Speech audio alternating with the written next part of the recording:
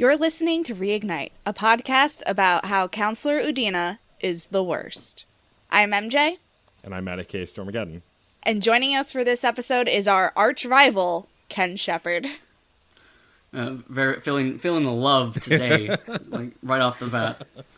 Really enjoy the framing we've got here. You know, you and Eric are our sworn enemies, even though we've been on your show before. Well, Matt has. Yeah, you're supposed to, but yeah, shit happened. So, am I allowed to swear? I think that's yes. Yes, you can swear. Okay, all right. Fuck yeah! All right. Ken, before we start getting into your Mass Effect history, why don't you tell folks a little bit about you and what you do? Sure, I am the news guy over at Fanbyte, and on Wednesdays at noon, I also post my own BioWare retrospective podcast called Normandy FM. We started out with a Mass Effect show. And when does this go live? It'll go live a week from this Thursday. Okay, well then by the time this is out, we will have finished Dragon Age, because the day after we are recording this, the finale for that goes live. Going to be starting Jade Empire in the new year, and then maybe doing something else, something a little different following that. Maybe have to drop the BioWare from our description to just a video game retrospective podcast at that point. Cool. Yeah, so those are both of my jobs. Well, why don't you tell us a little bit about your experience with Mass Effect? Oh, that's such a big question. It all started when I was 15. So, how deep do you want me to go? You want to give you the... Yeah, how did you come to find the first game? What was the instance that brought you to the series? At the time, in 2007, I had played a little bit of KOTOR, hated it because I hate Star Wars, and I'd gotten fairly big into Jade Empire, and so by the time that Mass Effect had come out, BioWare was a known quantity to me in some capacity, and that I was 15 at the time, so the act of getting an M-rated game was a struggle, especially because that was in the midst of the whole Fox News scandal about all the sex scenes in the first game. And so, the GameStop people were, on high alert. So, when I was like, hey, Mom, can you buy me this game? They're like, let me let you know that your son is going to see some alien side boob. And I was like, I did not expect to have to be in the middle of this conversation as my mother learned about alien sex in a video game that I'm asking her to buy.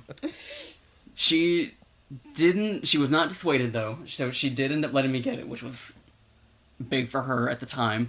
In retrospect, I was like, oh, that's growth from the woman that took the majority of the games that she deemed too much for me at a younger age. And then I got really into the first game, played it, I think probably in terms of a singular game that I played the most times, it's probably that game, because at the time, it was not only, I played it for real, where I was actually, I'm going to pay attention, but also it became it weirdly became my time-killing game back then as well, just if I wanted to play a video game, and I would skip through the cutscenes and just have music playing on the background, which is not ideal, that was not something that I would do today. And then, so, it very quickly rose to be what I consider my favorite game of all time. Mass Effect 2 was the most excited I have ever been for a video game in my life, which is weird in retrospect because it is my least favorite one now. Or my least favorite Mass Effect, not my least favorite game. And then, by the time Mass Effect 3 came out, which ended up being and still remains my favorite game to this day, that was I had been, because it had been 5 years, and so at that point I was in my early 20s, right in college, and it was a weird moment in my life where as soon as this constant of that point in my life went away, there was a hole in my heart by that point when it was all said and done. So, despite my love for it back then, I do Normandy FM, which is a podcast not too dissimilar from Reignite, where we were looking back on all those games, and now that I'm old enough to know better, I am not exactly the kindest person to this series, but it comes from love. It's I now, this many years removed, I have a grander appreciation for them even more than what I did back then, but also just an awareness of the things that were not great back then, and things I don't tolerate now, I am more vocal about, and you can see that in things I have written and podcasts I have been on. So, yeah, odds are if you saw an article about how Kate and Alinko was screwed, that usually will probably have Ken on it somewhere or involved with it somewhere. Yeah, that's topical. They did our boy They did our boy. Wow, I can say this. They did our boy dirty. is what They I did. tried to They say 4 did. times. They did. Well, I mean, you sounds like you're not too dissimilar to us in the fact that I think also MJ and I have found a lot of flaws in the game as we replay them as well. And I find that I have liked 3 the most so far because I've had less time with it. I've played it over and over less, but also because it did refine a lot of the things that I think didn't hold up or last from the earlier games. But also something that we talk about on this podcast is our choices. And so we would love to know your ideal choices leading up to Mass Effect 3. As you see in our outline, we've had laid out a bunch of them. And so, like, starting, do you prefer to lean Renegade or Paragon? Generally, Renegade is where I, like, so for me, I start very, like, I kind of get, like, less Renegade as the trilogy goes on. Like, I'm, like, very much crafting a story in my brain of, like, a character that is becoming, that starts out hardened and becomes more human as it's going on. So, like, I think, like, Mass Effect 1 was, like, 75-25 Renegade, then... Or maybe, like, 80-20 Renegade, then Mass Effect 2 was, like, 75-25, and then Mass Effect 3 was, like, the closest it came to being even, about, like, 60-40. So, yeah, primarily Renegade, but progressively more Paragon as the series goes on. Interesting. That is It's not a response that we usually get. No, for sure not. We're You get people that just go to the extreme? The extremes, or they start off Paragon and find themselves leaning more Renegade. In Mass Effect 3, that sounds like a big ask to do Renegade shit, so... Yeah. Alright. So, what do you normally do about the Arachnite Queen? I murdered her, and that was, like, one of the turning points. Like, and so, like, for context, I have, like, I could write, like, a book on my headcanon shit for this series, and, specifically, like, my character Shepard, and, like, that is, like, a turning point in me, for, like, oh, that was a fucked up thing I did, and that's something that maybe my character regrets as the series goes on. But, she's dead. Very much dead. What about... I mean, I think I know the answer to the Vermeer survivor question. Clearly, the ideal survivor is Kaidan Alenko. Ashley Williams, you fucking... Every time Ashley Williams gets off that planet... No, it's Kaidan Alenko every time. And, like, for, like, you know, selfish reasons, and also just, like, he's the better character across the trilogy, and anyone who says that he's not probably didn't see them both all the way through. All right. Spicy. What about the Council? Oh, they're dead. Dead for sure. And that's not even, like, that's not even me being vindictive. That's just, like, the strategic, tactical, reasonable thing to do in that scenario where, like, there's a Reaper descending upon the Citadel. So, like, maybe I care less about those 3 replaceable individuals, and I'm like, I'm gonna do what I have to end this threat here and now. So. That's valid. I like that logic. Does Rex end up surviving in Mass Effect 1? Yes, he does, because he's my boy. He's not going anywhere. How do you feel about the Geth? Do you kill them or rewrite them? I kill them, and that's, like, a certainty thing. Just, like, I don't know, like, as much as, like, that series does to make you realize that there is more to the Geth than you've been led to believe, that you are still dealing with something that, willingly turned against you. And I'm just like, I'm gonna be very... I want certainty in questions like that, so... Okay. What about the collector base?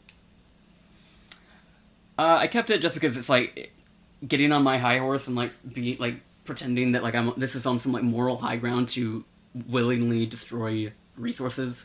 That just is very gaudy and pretentious, and I'm just, like, that's dumb, so I'm not gonna do that. Interesting. I like that perspective. It has nothing to do with the Elusive Man. It has to do with... No, like... I mean, because obviously fuck the Elusive Man, right?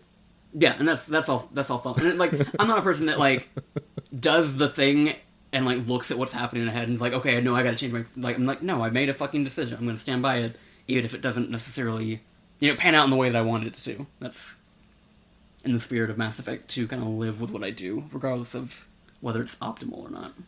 That's fair. What about romances? I feel like... None, because Mass Effect is homophobic, and so I'm not gonna do anything until I'm allowed to be with a man, so... I mean, that's the frankest and most accurate answer ever, and was perfect. Yeah, that's fair. Yeah. Well, you're saying that you couldn't romance anyone in 1 or 2? I don't understand. No, yeah, it makes perfect sense. It's that pipe dream that we talked about that's not going to happen, that make Kaidan gay all the way through, but it's not going to happen. Yeah. But I know you'd be the first person to sign up if they did make it happen. I really hope that they do. Yeah, it mainly comes down to voice lines. I don't imagine they're going to bring anybody back to record ones that, like, 'cause, as far as we've ever been able to discern, Caden does not have equivalent voice lines that refer to Shepard as a man in romantic context. Yeah, at least not in the code, anyway. Yeah. Yeah. Alrighty, well, Ken, thank you for being one of our few renegades as well, as we often have Paragons, and me and MJ tend to lean more Paragon. I'm excited to hear your choices. Everyone needs to stop being so much like fucking cowards. Like, do the fucking thing. Like, do the thing that, like, is gonna get your job done. Don't fucking... Can't be a people pleaser all the time. Not trying to be. You're so pragmatic. All right, well, what say we get into the summary for this mission? After our conversation with the Solarian counselor, we head over to the Citadel to figure out what fuckery Udina is up to now. When we arrive, no one is answering our hails. A friendly voice on the emergency channel lets us know that Cerberus has control of the station. We meet up with Commander Bailey to fight our way through Cerberus to rescue the Solarian counselor. We almost lose them to a mysterious assassin, but the new fighter finds himself outmatched and flees, but not without seriously wounding our friend. Shepard is on the hunt to stop the assassin from getting to the rest of the council and to prevent the coup that Udina is trying to stage. So, with that said, and with everything we know about you now, Ken, why did you choose this mission of all the missions to choose? I mean, the most significant, most obvious thing is Caden Alenko is my boy, and this is, like, the culmination of, like...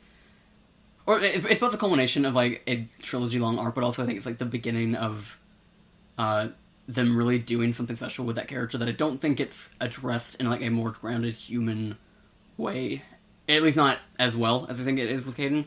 And it also is a point where, like, in general, like, the public perception of this moment is largely painted by who is alive, and I think, because we know the statistics, for a lot of people, that's Ashley, so I think by the cards that were dealt, we are dealing with a section of the game that is, like, most emblematic of the way that gendered game design really affects people's perception of certain characters and certain events. And that's been kind of like the beat that I was on through all of Normandy FM, and that I've been on in various ways that I've written about. I basically came here to, like, give my spiel about why not only is Caden the better character than Ashley, he is, like, the one that I think most earns the climax of this particular mission, and how I want to, rant about why the design of these games meant that almost nobody saw that version of this scene. So, all right, yeah. And also Thane, things happen with Thane that I, like, want to also, like, Thane, do like feel something about. So yeah. Honestly, I usually choose Caden. I only chose Ashley this time around because I felt so deeply for her siblings. And I feel like that's a take that not a lot of people get. Yeah, totally. People just get hung up on the, like, oh, she's the human romance option. And don't spend a lot of time trying to get to know her and her family. So that's why I go for Ashley this time around. Usually I go for Caden, but... Okay. And, like, I had in the past gone for Ashley because I was a horny young boy. And though I am bi, she just seemed like the more attractive option. Because you were dumb. Because I was dumb. It's okay to say it. But that said, in this, like, and Frankie has mocked me on it on many occasions, that I've slowly fallen in love with Caden this time around. And I'm more in touch with my queerness now than I was when I was a stupid young kid. Like, I came out more into my own, as it were. But, like, I also learned about more of him as a character. And so I think it's interesting that these games can still teach us stuff after all this time, especially as we develop and we look at things differently, which is exactly what you were saying before. Well, before we get on deck at the Citadel, we do have some check-ins to go over. There wasn't a lot here, although I do enjoy this moment on the bridge of the ship. I always go to Joker first after a mission before we go to the next mission. And this is the one where Garrus, and it's after Morden passes in 95% of the playthroughs, unless you're a monster and kill Rex. And it's Garrus and Joker in the cockpit trading jokes. Like, really horrible, offensive jokes about each other's military. Yep. And like acknowledging that they're awful and terrible, but still telling them and like one-upping each other. And I love this like kind of broing that they do here. Just pals being pals. Yeah. Just being pals. I love it so much. There is a joke about Garrus specifically. There's a joke about Joker specifically. Uh-huh. Joker is just so odd that the Turian military has a joke about him. Oh yeah, it's so great. I like that they did that. That ribbing is like part of their dynamic, and like they're both fairly sarcastic characters. So this is kind of a moment that I think we were leading up to, right? It's like the two of them jabbing at each other, because all Joker does all day long is snark about the other party members. So this kind of felt like a very earned moment.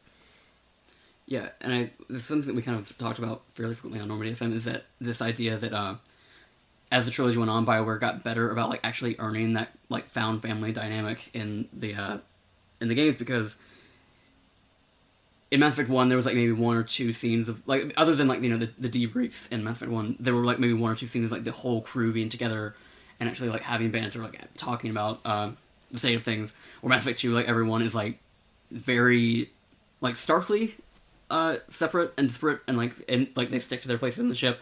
Or Mass Effect 3's got what they kind of started to, like, they really lean to in Andromeda, but like they start having these like asides with all these different characters that aren't sticking to like their designated spot where Shepard finds them. Like they'll go to other places in the ship and they'll have like this conversation, like this one with Garrus and Joker, and just like a nice kind of it comes fairly late in the trilogy, but I think like by that point you've gotten so much investment in all these characters that it really feels earned in a way that really appreciate it, like in retrospect. Yeah, this is that thing that we talk about where by having scenes and moments like this, it makes the characters feel like they exist outside of Shepard and that they have interacted, that they're real people in a way, because real people don't just stay in one place and never talk to the other people on the team. Like maybe one or two people might be like that, but like a normal group of people would encounter each other at lunch, have a little bit of a conversation here and there. It's just not feasible to never see these characters interacting. Yeah, and the fact that they move around the ship in the third game too, and like you can go on a little scavenger hunt to figure out where folks are. Like Edie's body isn't in the cockpit; she's elsewhere, and so it's like, oh, I wonder where Edie is, and then we wandered around until I found her. Yeah, I like that it feels more alive, which I think speaks to what we're all saying at this point, is that the third game is the better mechanically and visually and also like environmentally. You just feel like you're in the world more than just kind of like dropping into missions in the previous games.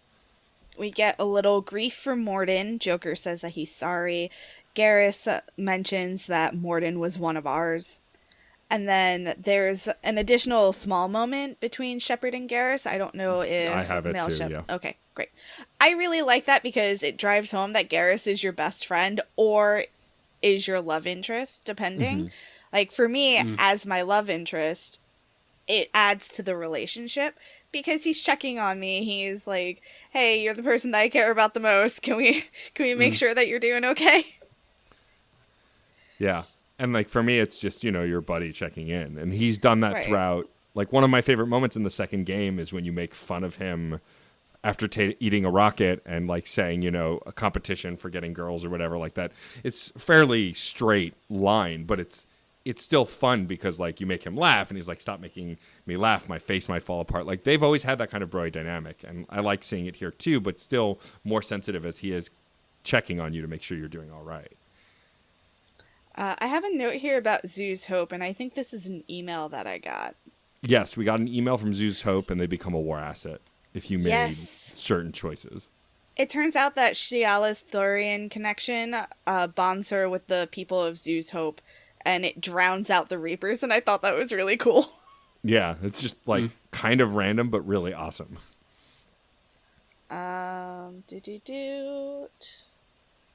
Liara is confirming that the Reaper is dead. Edie is hanging out in the AI core looking for structural weaknesses in the Reapers. Yep, and communicating with the Turians on that because of the airstrike, they were able to see some things. Allers asks us for an interview. Yep. I chose the Paragon option about Krogan redemption. How about you? Yeah, it was the same thing, and I did the Paragon response. Javik mentions how people on the crew want to be his friend, and he's like, no, thank you. Yeah, it's one of those things where I think as an adult I like Javik less. because he's a white supremacist. I mean, pretty much, yeah. Like he's just doesn't care about anyone or anything and is stuck in his views, and it's just like, you know, when you first get the game, oh my god, we're gonna play with a Prothean, that's awesome. He's just Not so much now. He's like, you're all primitives. I hate all of you. Well, I think he's framed to be that way, like, be a letdown in a way. Yeah. Like, and you know, that is, you know, you have the emotional reaction of, oh, he's a fucking letdown, he's an asshole. But also, like, I think it just works in, like, the story that they write. In the grand scheme of things, just to, like, have this person that is not all he was ever cracked up to be. Especially what you see, it's, like, the one with Liara, and she's, like visibly disappointed. And, yeah. Never meet your heroes. Yeah, don't meet your heroes, exactly. Yeah, that's pretty spot on. But yeah, I think that was it as far as check-ins for me were those that you mentioned. I got the engineer conversation finally to go get them a part for the Normandy. The next time I'm on the Citadel, I should get them something. Well, You should. Well, I will after everything that's just happened, but it's going to be a minute. I'm going to be a little busy when I get there. 2 quotes I want to highlight from Javik just because I like them. Shepard says to Javik, or I have Shepard say to Javik, it's the duty of the strong to protect the weak. Mm-hmm. And Javik says to conclude the conversation, war is our sculptor. That is a powerful line. I like it. His voice actor is phenomenal. Like, I love his performance. And then we head over to the Citadel. We do. And I appreciate what this game does better than the previous game cinematically is its transition to cutscenes, because it's still using FMVs sometimes, although very rarely. When it transitions to those like conversation moments, it's pretty seamless. You know, you choose the Citadel and then you walk up to the bridge and then Joker's talking about how they can't reach anybody, which is always a good sign on any mission. Yeah, when we're trying to call into Alliance Control, we do not see the usual person that is there to answer our hail and to try and direct us wherever we need to go. Instead, we see the outlines of soldiers, but we don't really see who they are. But it's fair to guess that it's probably Cerberus. Yep. The constant antagonizer and assholes in this game. God. Wish they would just get off my dick already. Who did you bring with you? So I formed a strong bond with my bro. You might say a brond with James. I wouldn't. I would not you say wouldn't that. say brond? Okay. So I brought James because also I never historically brought James very often. I just wrote him off as another human. And so I was like, so I'm trying to bring him on a bunch of missions. And then I brought Edie. Okay. What about you? I brought Garrison Liara. And Ken, who do you typically bring on this one? Garrison Liara. Because my A team in Mass Effect 3 is like all post this point in the game, so I'm kind of stuck with my B team. Yeah. Fair enough. My A team is usually Garrison Tally. Yeah, Caden and Tally for me. There you go. So we can all agree that Tali is A tier, regardless. Yeah. Yeah. There you go. There you go. I'm all about the Dexter squad. We go onto the emergency channel, and here is an opportunity for something to be different. For us, it's Thane on the emergency channel, but it is possible that it wouldn't be Thane. It could be Kirhi, or it could be someone else. Really? I never knew that. If Thane dies in 2, Uh-huh. or I think it's only if Thane dies in 2, Kirhi is there. I think you also have to talk to him at like in Mass Effect 3 at the And if you don't talk to him, I think it's someone else from Surkesh. I don't remember. This is all research that I have done. I do not know. Also, if you don't protect Thane, you're a monster. So there's that.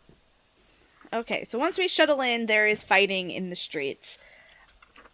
I hate Cerberus, and I don't understand or remember what their motivations are for taking over the Citadel. It just... Like, obviously, I know on a meta level, but at the same time, why? Why are you like this? And, like, James actually has a comment about that as you're going through the Citadel. Like, how are you protecting humans if you're attacking humans on the Citadel, if you're attacking human CSEC officers? And Edie explains essentially that they are white supremacists. They are Earth first, you know, that when you're trying to protect people, you'll harm people if you're blind enough to not think that anyone else matters. And I was like, oh, damn. I was not expecting this kind of, like, back and forth amongst the shooting. Edie is deep AF. Yes.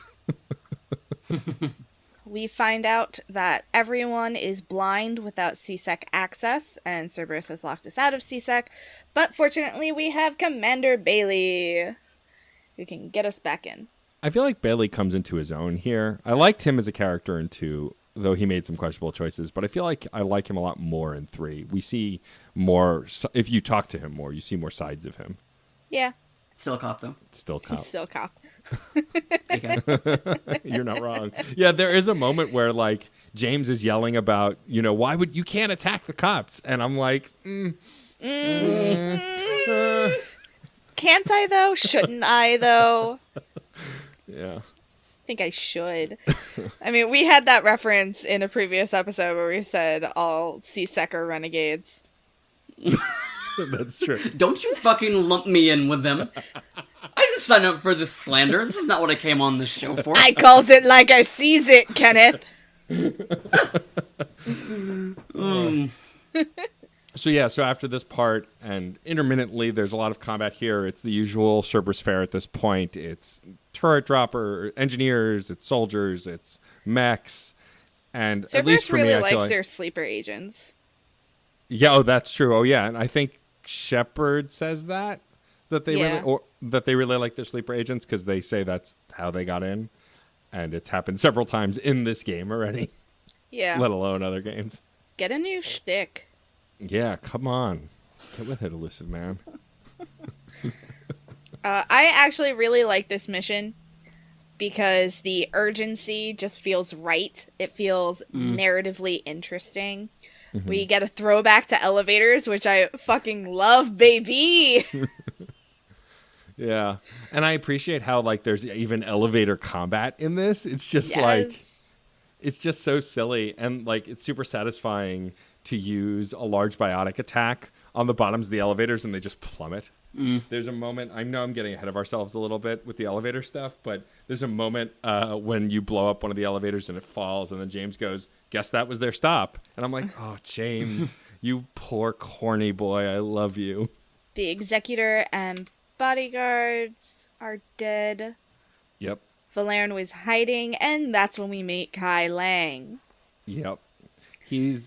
I have complicated feelings about Kai Lang, and I'm curious how you both feel. Like, part of me feels like he's a space ninja for space ninja's sake, but then also he is cool and he looks cool and he's a mysterious character. But I feel like that's like video game cool. It's not actually cool. Like, he's not actually a cool character. Trying to discern my notes because I have this anime blank dipshit, and I can't read that middle word. I think it says this anime looking dipshit. Sounds about right. Anime looking ass. Like, I don't know, I guess his character design is cool, but I think you're right. It's too anime, and I'm like, why? Why are you like this? You look dumb. So, I don't have complicated feelings on Kai Lang. I have very definitive feelings on Kai Lang. Is that, well, first of all, did either of y'all read the novels? No. I have not, no. Okay. It is on my to-do. Right, so Kai Lang, like, debuted in the novels, like, maybe a year or two before Mass Effect 3. So, like, I didn't have, like, you know, strong feelings for him from the books, but I was, like, excited to see him. Like, I was excited to see characters from the book finally show up in Mass Effect 3, like Kaylee Sanders. And he was at least, like, a tolerable villain in the books. Or at least, because I didn't read Deception, because that one was, like, there was supposed to be, like, factual errors in it, so I was like, I'm not gonna bother. And the Bioware, like, even put out a thing. They're like, oh, we're gonna put an amended version. They never did. That was, like, years ago, and they've forgotten about it. And the Mass Effect wiki still acknowledges that, oh, an updated version is supposed to be coming out. So I had, like, I felt excited about the prospect of Kyling just like being in this game, like seeing those worlds like finally come alive and something tangible. This motherfucker, like his design feels even divorced from Mass Effect. I don't personally think he's cool, but that's all just like what my taste is. Like I don't really care for like the aesthetic that they're going for there, but also like in the larger context of Mass Effect, it's very fucking weird to like be this gun-toting Marine and fighting a dude with a fucking sword like in the middle of like a war zone, and that it's all played straight. Like that there's this like implication throughout the entire game that like they're trying to set up this rivalry between Shepard and Kyling. You know, this character who says maybe 2 words to Shepard before like the end of their relationship, whatever you want to call it. And so like what I struggle with Kyling is that not only do I think he looks stupid in the grand scheme of things, I think he is one of the most unearned things that Mass Effect ever really tried for, because like they want him to be this foil to Shepard, like this example of like a character that the Elusive Man that is just as capable as Shepard, but like is willing to like follow the Elusive Man at the ends of the earth, or Shepard is not. And meanwhile, like he has weird cutscene magic where like you will, I mean we don't. I mean, can I like make references to things that are further ahead? Sure. Without like not like explicitly spoiling shit, but it's like we fight him multiple times in this game where you can be like absolutely owning this dude, and then cutscene magic flips on and he's winning. Yeah. Like, and like they have to literally break Mass Effect around him to make him work, and the most like that's is one thing, but like the most sort of like doesn't feel great moment of the whole game for me when it comes to Kyling is what happens here. I mean, I guess we can move on and like talk about like what is gonna happen. Like, if we want to continue the recap, and I do want to say one thing. Yeah. What you're talking about with the kind of unearned feeling of Kyling, I feel like they did that with Benezia in 1, because Benezia was supposed to be this right hand to Saren. Yeah. And I felt like her fight was such a letdown. Yeah. Yeah. So, she just stands there vibing, opening doors. yeah. And I feel like that's what we get with Kyling. We fight him a little bit more than we did Benezia, but there's no back and forth. There's no witty repartee. There's no, you fucking killed my friend and I'm going to destroy you. Like, there's none of that. Yeah. Yeah. And he just doesn't work as a foil, in my opinion. No. And like the potential's there, in theory, but like you gotta fucking do more than make him be this weird fucking obstacle that gets in the way of like the most fucking basic things. Like, oh, I gotta get this counselor out here. Let me put this fucking ninja man that you can't fight, but like does cutscene magic and does some fucked up shit in cutscenes. Although, like, I mean, we keep like hinting at the scene that's coming, because like the scene that's coming is pretty fucking dope until the thing happens. So like, if we want to go ahead and skip to that and yeah, so put a pen in what we're saying and get to this. So we find out from Valerne that Udina is staging a coup. And that's when Kylang tries to take out Valerne, but there's 3-on-1. Why do you think this is going to work, my friend? And then Thane shows up and it's 4-on-1. The cutscene between Kylang and Thane is actually really, really good. It's a very excellent fight. Even though Kylang is using a sword, he brought a sword to a gunfight, to a space gunfight. Kylang does not win this fight. He runs away from it. Mm-hmm.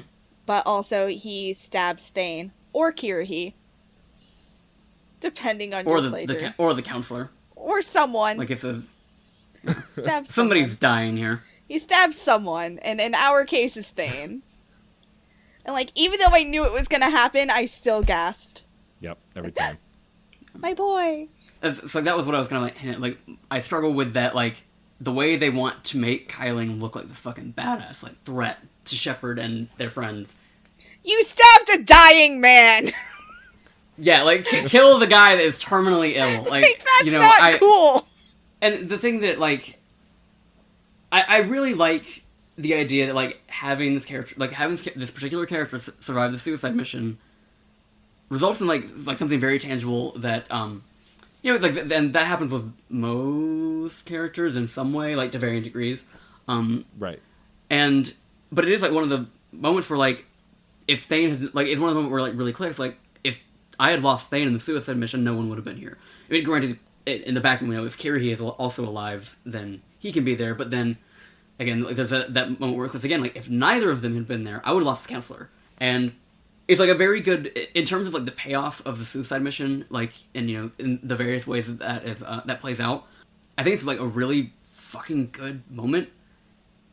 But it does mean that I have to watch some fucking ninja looking ass motherfucker kill Thane. Yeah. Like, it's upsetting. Someone who is going to die comfortably, probably. You know, I mean, dying is never comfortable, but, like, he was at peace with his death, and so it didn't affect Thane, but sure as hell affected me watching my friend who's already dying get stabbed. yeah. I have a note here, and I really don't remember what moment it corresponds to, and my note is, joke's on you, I've been through worse. I mean, it could be about anybody. I don't know why I wrote that. I do appreciate, though, at the end of this cutscene, though, after Shepard, of course, reacts and then chases and starts shooting, seconds later, Thane is up on his feet again behind you shooting as well because the dude just doesn't quit. Yeah. And Thane even says something like, yeah, he's not as good as he thinks he is. I almost killed him, and I'm dying. Yeah. Yeah. Oh, Thane. I love you. Yeah. He's one of my favorite characters in 2 that isn't my Krogan son, who is my favorite character in 2. And like I agree with both of you. I like the cutscene because it's an awesome cutscene, again talking about the cinematography of this game, like always is on point, but it's just dumb because it's like, who is this guy? Why? Yeah. Why do we even care? And like knowing that you read the books and still don't care means like they really dropped the ball with this character. Yeah. Yeah, word. And the rest of the mission after this point, I feel like feels a little rushed. Like I remember it being a little longer, but it moves pretty quick from here to fighting a few mooks to the elevator combat to the final cutscene. Yeah, I feel like I remembered it being longer too, but I like that it's fast-paced because it keeps the urgency alive, and I'm trying to get to the counselor as fast as possible. Or I'm trying to get to the council as fast as possible to stop Udina from whatever fuckery he's up to. Yeah. And this is also the point where we get to the elevator stuff, when that's like, it is like a very short section, but that is a fucking good-ass end of that mission to like lead into the actual moment that like even if it's short, like it's very much a standout moment. Like I feel like they, as short as it is, like the pacing of this entire mission feels very tight. Yeah, and, I appreciate that about it. Yeah, there's no fat to trim away like there is in a lot of other missions where it's like wave after wave after wave of combat, or like a mission I did before this mission was one of the Cerberus missions. That's just an excuse for you to play a multiplayer map on single player, and like those missions, like I think we've talked about 2 of them, but I don't know that we've talked about all of them because they are literally, here, go to this map. You're going to do waves of enemies like multiplayer, but by yourself with your squad, and then you're going to go home. There's nothing narratively interesting about them. Yeah. But this mission, like the last couple of narrative missions, are really tight and really well strung together. And I agree, Ken, the elevator stuff looks awesome. It's a callback to things people complained about so much in the first game with the load times. And like, is it the second game where Garrus asks Tali about elevators? Yes. And catching up and chatting? Yeah. I'd hoped there would be an elevator joke between Garrus and Liara, but there wasn't. It was sad. Yeah. There wasn't. Like I said, the only standout moment is when you shoot down the first elevator. James makes his stupid pun, which makes me love his himbo ass more. But yeah, I mean, you're right. It's pretty straightforward. And then like when it ended and we got upstairs to see the rest of the council, Udina and Caden or Ashley, like I was just like, oh, that's it. Like I really did. Like the pace was really well done. And like when I saw what's interesting about me, feeling about Caden the way I do, appreciating the character more than I did, and really noticing when he like throws Cerberus back in your face on Mars, is like this time, as soon as I saw Caden, I went, oh shit. Shit, no, I don't want to. Lots of Cerberus, it's me. Yeah.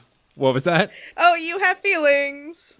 Yeah, I have feelings. But like more than that, I was like, oh, he's going to think it's me. Like, and that's the whole conversation, right? Like, Yeah. this is a big part of the arc because you're convincing the survivor that you're really not with Cerberus because they still don't really believe you. That was like a whole big part of the Mars mission. And I think, among other things, it's just really interesting because I felt that pressure and anxiety as a more anxious human as an adult. Also like, oh no, now I have to prove myself to this person whose job it is to protect the council. Which is really interesting to feel that this time because I don't know that I gave it a second thought the first time I ever played 3. Yeah, I took the Paragon trigger, and then Udina tried to discredit me. But the council was looking at him like, you have never once saved my life. Whereas that one has. Yeah, I took that Paragon trigger too to lower the weapons. I'm assuming that you didn't, Ken. No, I did. Oh, you did? Yeah. I mean, you're not a monster. You think I'm going to leave those fucking guns pointed at my boy? Oh. Good point. No, none of that. I did, because I did, let the council die in the first one. The new council was, like, not... They did not believe in me, so, like, all these other fuckers are, like, trying to tell Caden, like, oh, no, what he's talking about is unlikely, but it is possible, maybe. And then, you know, all this, like, because of, like, the point system they have going on here, like, it seems like there are a lot of things, a lot of checks happening that would have, maybe made things go differently, but, I guess just, like, because I was as attentive to Caden as I was, put the weapons down, he just immediately was like, you know, he believed me, and it was, you know, it's a moment of true love. That's love there. That's Ashley believed me too. Udina got mad and pushed one of the counselors.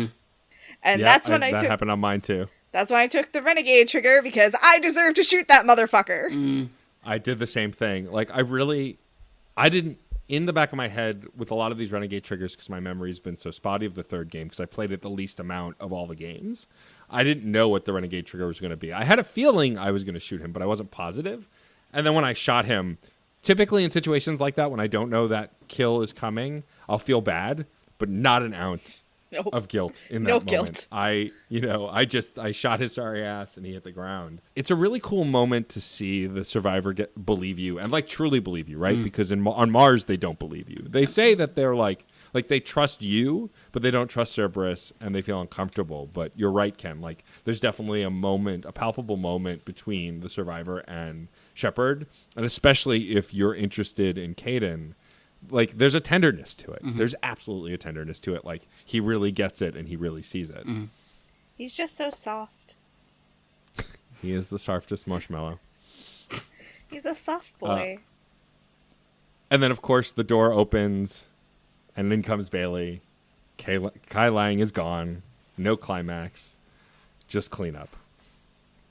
Isn't that always the way, though? No climax, just cleanup. And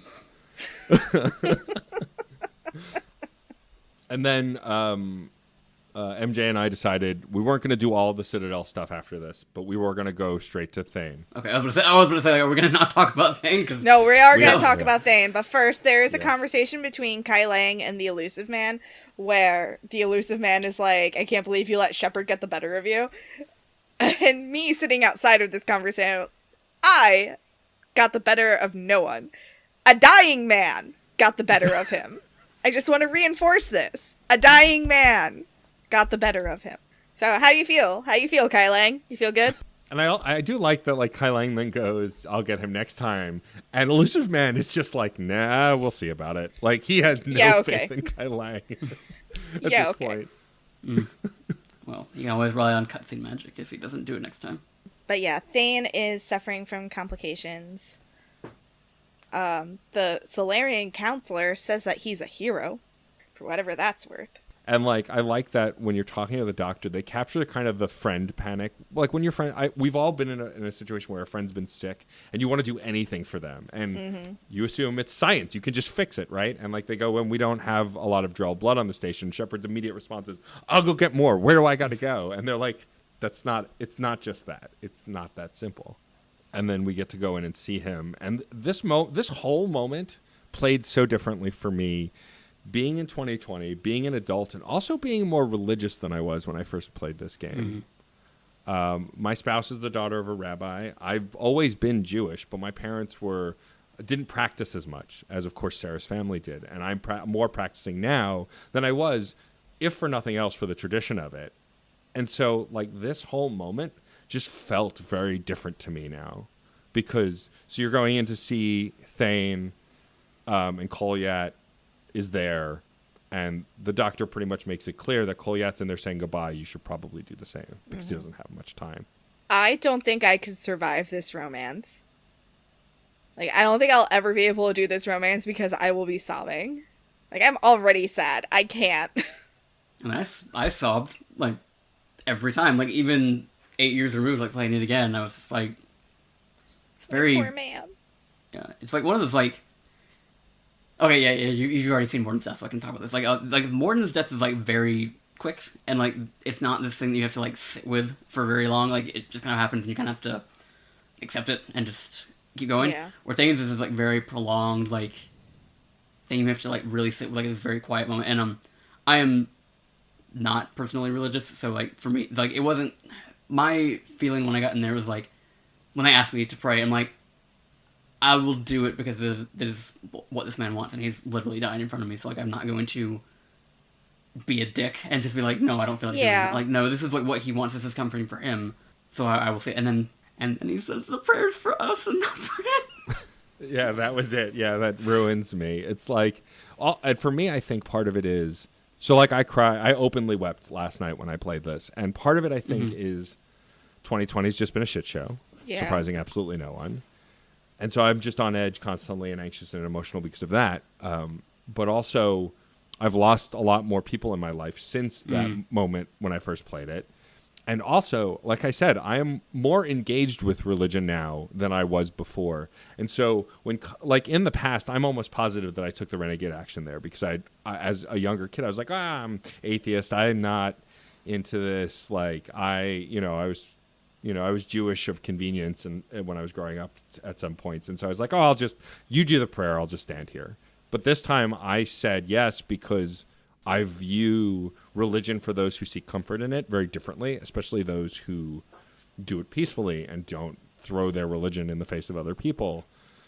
And that's what this moment was. Kolyat was like, will you read with me? And so I was like, yeah. And then, and that exact moment, Ken, that you said, like the minute that happened, that was it. I was done. I was just like, oh, so not only did I say these beautiful words about my friend who's dying, but they were for me. Yeah. I'm done. I'm done. I am so proud of Kolyat for embracing his culture to honor his father. Like, that's a hard thing to do, especially when you had a tumultuous relationship with them growing up. And, like, Kolyat, I feel, would have been well within his rights to reject some aspects of his father's culture, because Thane wasn't a great dad.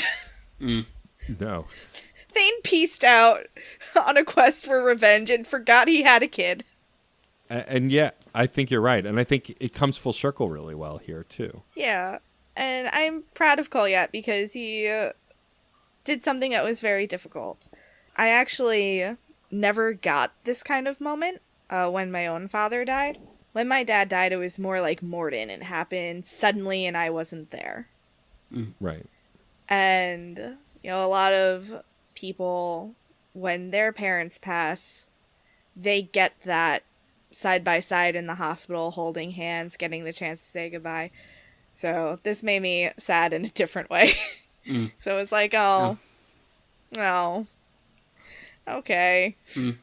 Yeah, I had my father passed away this past year, and I have not played the game since. So like, that's something I'm gonna have to unpack when I get to the Legendary Edition, I guess. So. Yeah, I'm sorry, friend. Yeah. The Dad Club. It sucks, but at least your friends are nice. Oh man. I think that just to wrap up this moment, I think Kolyat is one of the few side characters from the second game that gets some resolution who's parallel to a party member. And like his mission is pretty quick in the second game. We complained about that a little bit, that it was like just kind of a giant cutscene. But it did feel satisfying when you heard that they were reconciling and when you would talk to Thane afterwards. Because Thane is such a well-written character that anything he talks about is also well done. And so when you get this moment in this room with Kolyat, I don't feel like he's a stranger. I don't feel like, why am I with his son? I feel like this is my best friend's son. and we're having a warm moment together. And I appreciate that too, because they dropped the ball on a lot of the side characters too in the second game in a way that I don't feel like they do in this game as much. May I read one of the lines from the prayer? Yes. Guide this one to where the traveler never tires, the lover never leaves, the hungry never starve. Oh, it's good stuff. That was my favorite line. It's spiritual, and like I can get behind spirituality that lets people interpret and take from it what they need.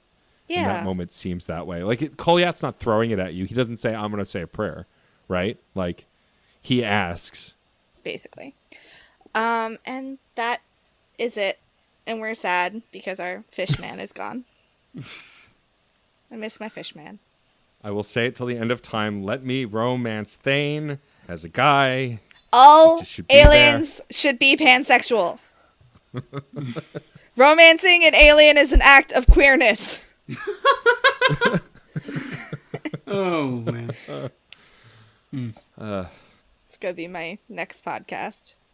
Is your next podcast? Yes. Where we talk about all the aliens that we romance. Exactly. I mean, we did a panel like that. That was this year, which is hard to remember. Yeah, I know. It's like, oh, that was only in the end of February? Really? Which, if you listen to this podcast for a long time, have already heard. Oh, yeah. Technically, Ken's second appearance on this podcast. Technically, yeah. Any final thoughts on this mission? I think it's I think this and the Morden mission are one of the best, or some of the best missions for pacing, story, and impact. So, are we not going to talk about the actual final conversation with Caden and Ashley? Oh, we didn't go talk to them. What the fuck, y'all? We said that we were going to stop after talking to Thane. I'm sorry. Do you want to just talk about your feelings? My feelings are just I mean, I guess for the recap purposes, you do get this final scene with Caden or Ashley heading into the Normandy, and they kind of deconstruct what's happened. And I'm talking about Caden because that is obviously this perspective that I have. That's fair. Where I'll talk about Ashley next time. Yeah, and he talks about how he has this moment of doubt where if he hadn't put his gun down, would Shepard have opened fire, shot through him to get to Adina. And I was like, no, why would you even say that? Of course I would never do that to you. And then, but he really wants to have this moment where he talks about, really establishing that these characters' relationship has been mended, and that, he just needs to get this, little bit of doubt out. And what I appreciate about that, or Caden's scene specifically, especially in comparison to Ashley's, which is what it's been the thing that I've always kind of had a weird resentment for, is that the writing of the scene just does not feel as strong for Ashley, and she is the character that we know statistically people have seen more of, just because that's how the hands are dealt between the way that the game's stunted the dialogue options in Mass Effect 1, depending on if you were male or female Shepard, for the opposite sex person. The way that Mass Effect 2 by default leaves you with the opposite sex survivor if you don't import a save. So statistically we know that 1.5%, I think, ended up with Caden in Mass Effect 3. Interesting. Yeah, they released an infographic shortly after Mass Effect 3 that was it was that fucking small. And but when you think about it, all the way the cards were dealt, that statistical improbability of Caden's appearance in Mass Effect 3 being so fucking low makes sense, and it feels like it was very deliberate on BioWare's part to spend an entire trilogy trying to sow a very gendered heteronormative narrative between the Vermeer survivor and Shepard. And when you get to Ashley, at least in the versions that I've seen of this scene, she's doesn't want to have that deconstruction of not only what happened between her and Shepard, but also why Udina did what he did. I think she even brings up was he indoctrinated? Trying to just excuse the larger ramifications of what happened. Where Caden wants to have these conversations where he's what brings a man to that point? And he kind of talk about how you think back on Udina, and he had these moments where he talks about how he's checking the list of the dead of the Alliance throughout the entire invasion, just because he knows all these people from all his time being an official in humanity, but Ashley's just was he indoctrinated? That's the extent of as far as she thinks about it, as far as the conversation goes. And I don't think that Ashley is an inherently less deep or important meaningful character, but I think Mass Effect 3 was the moment where, like, she really just felt like she was not given the same care that Kaidan was, and then Kaidan is the one that statistically fewer people ever see. And I think that the reason that all happens, it's, like, something that I don't think Mass Effect 3 figured out about itself until it got to 3, where it was like, we are going to allow you to pick from, you know, the character creation screen which of the two hasn't survived if you're not bringing in an old save. And then they have Kaidan finally admit to being bisexual and, like, have feelings for Shepard regardless, and so, like, that paints, like, a very particular picture of, like, a male Shepard and Kaidan's relationship, like, one that was of, like, constant, like, pining for each other, but, like, never, like, getting the courage to say it, and, like, that plays into Kaidan's whole story in Mass Effect 3, which is, like, very much, the world is ending, and I need to, like, I need to put up or shut up, I need to, like, do all these things that I've left on the table that, like, I need to, like, acknowledge now or never, and that's what, like, I love so much about the, male Shepard and Kaidan romance in this game is that, like, there's this, like, I'm a sucker for sad shit. I'm a sucker for, like, really tragic, angsty romances. And so, like, when you give me two dudes who were, like, we've known each other for years and we waited until, like, 6 months into the apocalypse to fucking say, like, tell each other how we feel. And then they get to, like, you know, that final section in the game, and then they're, like, there's, like, an anger and, like, an angst, like, that they wasted so much fucking time. And now they don't know if they're gonna have any more of it. Like, but Ashley's over here like, oh, was Udina indoctrinated? Let me talk to you about my fucking sister instead of, like, having, like, a relationship about, like, or having, like, a conversation about our relationship. Don't fucking tell me that Ashley Williams is the better written character. Miss me with that bullshit. I will not be hearing it. Anyone who says that, one, probably didn't see like both of them, but also two, they. I mean, maybe I was about to, like, get into more shit that's, like, not even necessarily relevant, and, like, maybe that's something that you can speak more to later, MJ, when you have your playthrough. But Ashley does not feel like it feels like she capped it off at Mass Effect 1, and, like, she doesn't develop any further because, like, there's, like, this idea that people have that she confronts her racism and, like, grows. She fucking doesn't. Don't give me that shit. Like, there's never a conversation where, like, she actually unpacks that and, like, denounces it. Like, not talking about your prejudice is not the same as confronting it. And Ashley does not get that additional step. So this is all to say, one of my, like, biggest pet peeves around, like, talking to other people about Mass Effect is the way that gendered design wrote Kaidan Alenko's story for him. Because, and that's not even to say that, like, if there was a point where he had gotten, like, you know, the not stunted version of his dialogue from Male Shepard in Mass Effect 1, that he would have necessarily been everybody's favorite, but he deserved the opportunity to try. He deserved the opportunity to have that, like, chance to be a character that is appreciated for how well developed he is across the trilogy. So meanwhile, like, you know, fucking 98.5% of people saw Ashley Williams and got this weird, undercooked version of this story. And it's a shame for everyone involved, because Ashley deserved better, like, to have a better, like, reconciliation and end of her story. And Kaidan deserved the opportunity to fucking be there in the first place, so. Yeah, I completely agree with you. My interactions with Ashley so far have really been about her family grief, because her sister's husband, I think, didn't make it out of the Reaper invasion. And she's kind of... I think that's probably bringing up a lot of other grief for her, like losing her father and her whole role in the Alliance and things like that. But I don't know how this conversation is going to go this time, because I don't think I've ever made it this far with her before. This is going to be my first time making it this far with her. Yeah. Interesting. Well, I guess we'll find out. I mean, I appreciate this perspective, because, like, the numbers, like, I knew it was low, and of course I've read your articles, but, like, I forgot it was that low of a number. Yeah. And again, like, people who have been listening to this show, our regular listeners, have listened to me fall in love with Kaidan in a similar way to you falling in love with him for the first time now instead of back when, you know. And again, it's giving the character a chance, but I had to make that active decision to do so as Male Shepard, because there's no reason to. Right. Like, I feel like I got to know him when I pried, but you're absolutely right.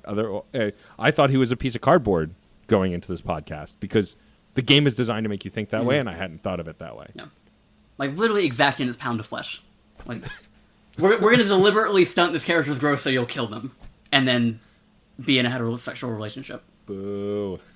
Everything would be better if it was just gayer. Yeah. That's just fact. Space, but make it gayer. 1000%. All right. Well, we're going to start some of the wrap-up stuff, but first, we've got a little bit of a different fandom corner this time. Yeah. So I'm doing things a little differently for Fandom Corner. We are going to highlight a couple of listeners because I've seen some cool shit happening in our Discord recently, and they deserve recognition. So, new listener Future Gravy joined our Discord recently and posted some cool cosplay projects. They posted a picture of a modified breather helmet and a Magnus DXC4 that they made, and it is the coolest fucking stuff. Oh my god, I wish I could make props that look that good. The helmet looks like it stepped out of Mass Effect 2, like the opening of Mass Effect 2. It's really great. Thank you for writing us on Twitter and joining the Discord. We appreciate new listeners. You're not going to hear this for a little while because you're I think only in season 2, but when you get here, thanks for joining us. My other shout out is to Crit Suck Nerd, which I think it's supposed to be Crit Success Nerd.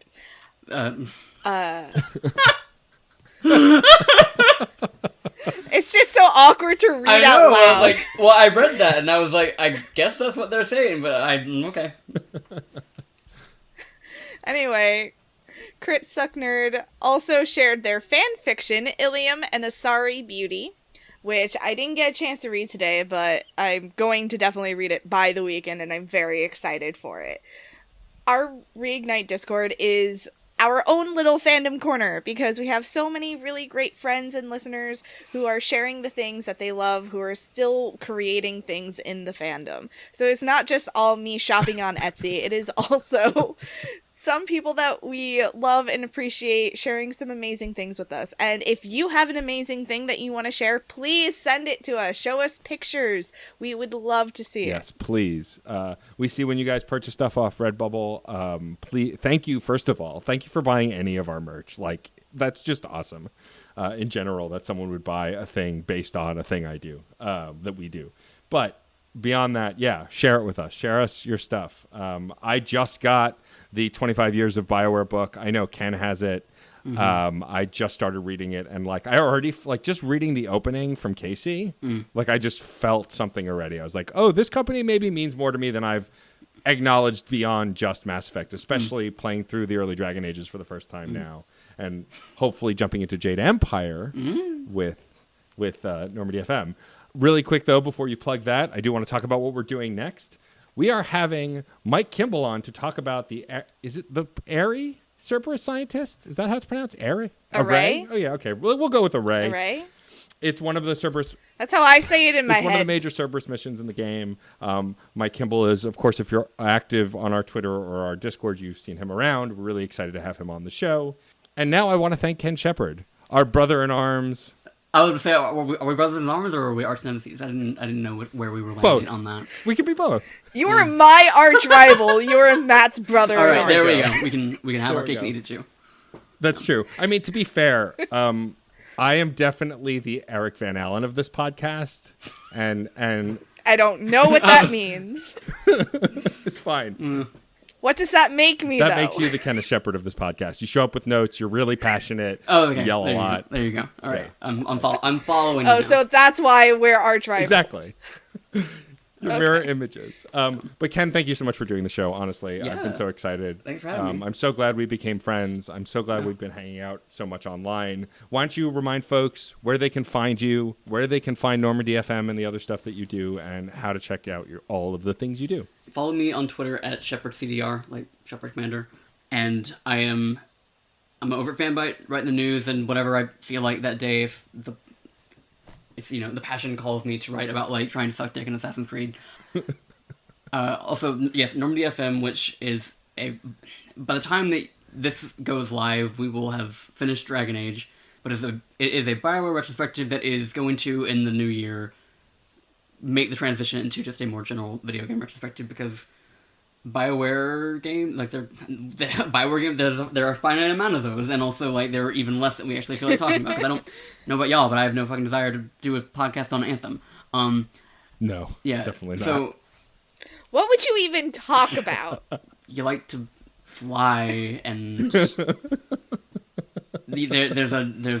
and I saw that there is a cute creature. There is one cute animal in all of Anthem. It's called the Heart Grabbit. If you put a gun to my head right now, I could not tell you anything about that game, other than the fact that I had a crush on a character named Owen who they did dirty, and that was, maybe that's just like a recurring problem in my like Bioware fandom. Although they've done right by Dorian Pep, it's like the singular man in my life that they've done right by. But yes, I love Dorian. Shit, like maybe only good thing about the franchise. Listen to Normandy FM so that you'll know how I feel. Oh, that is very cute, actually.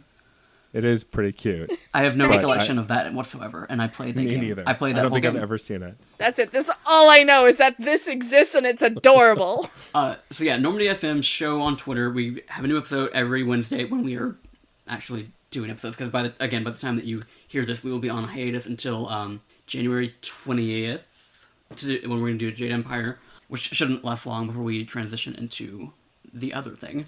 I think that's it. That's everything, right? That's everything I do, right? Yeah, I think so. Sounds about right to me. It sounds like you can also everything catch me and Ken killing folks on PS4 playing Overwatch. Yeah. And it's mostly Ken killing people and me trying not to die while he babysits me and other previous guests of the podcast. If you like what you heard here, follow us on social media. We're at ReignitePod on Twitter, Tumblr, and Instagram, facebook.com/reignitepod, or you can send us an email at reignitepod@gmail.com.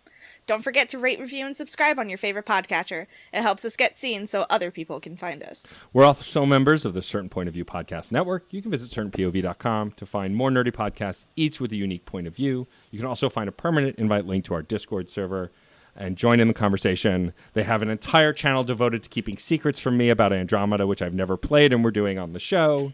They also have started taking bets on who I'll romance.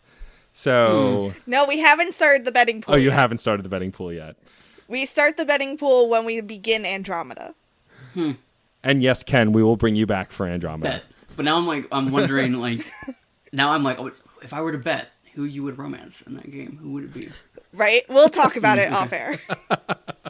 But yes, join the Discord server. We have a bunch of other podcasts there too. Gaming podcasts, book podcasts, movie podcasts, all sorts of stuff. So come check it out. Matt and I work on some other projects aside from my other podcast, Circle of Friendship, and the Rob Thomas No Not That One Robcast. I am also a member of Archives of the Dragon, where we stream Changeling the Dreaming. We actually just finished Season 1, but we will be back in January with Season 2. And also, for the month of December and a little bit of January, my husband and I now do a Christmas podcast called The Certain Point of View, where we watch those Christmas movies so you don't have to. That is a Certain Point of View exclusive. I was a guest on our Happiest Season episode, which, yay, all queer movie. Boo, it was mediocre. But we get into... Well, let them listen to the episode. Okay. Yeah, it's more nuanced than that. I also do a bunch of different things as well. Other podcasts on this network, a podcast off of this network, several podcasts, in fact. I stream at twitch.tv/DJ_Stormageddon when I can. Yeah, check out all of that stuff. I think that the best way to find everything that I do is just go to djstormageddon.com. I have my merch link, Patreon, all of my podcasts, my stream, everything's there. So you can go check that out. We'd like to thank Red Spinks for our It's Okay to Be a Marshmallow t-shirt on Redbubble featuring our favorite marshmallow, Kaden Nolenko. You can find more of his work at Chaos Does Art on Instagram. We'd also like to thank Case Aiken for developing more amazing shirt designs that you can find through certainpov.com or on Teespring. We'd like to thank David Boyle for designing our logo, which you can also get on a shirt through Redbubble. And lastly, thank you to Dan Bull for letting us use the Mass Effect rap for our theme music. I'm MJ. And I'm Matt, a.k.a. Stormageddon. And I'm Kenneth Shepard, and we should go. You're listening to Reignite. I'm Commander Shepard, and this is my favorite podcast on the Citadel. Hi, my name is Matt, a.k.a. Stormageddon, and I'm the host of Crash Chords Autographs, which is a bi-weekly podcast in which I interview entertainers all over, from musicians to magicians to comedians to burlesque performers, and anything you can really think of. Anyone who's willing to talk, I've had them on my show. You can find it on iTunes, Google Play, Stitcher, TuneIn, Spotify, and more. You can also follow us on our website, which is crashchords.com. And remember, music is life, and life is good. CPOV. CertainPOV.com.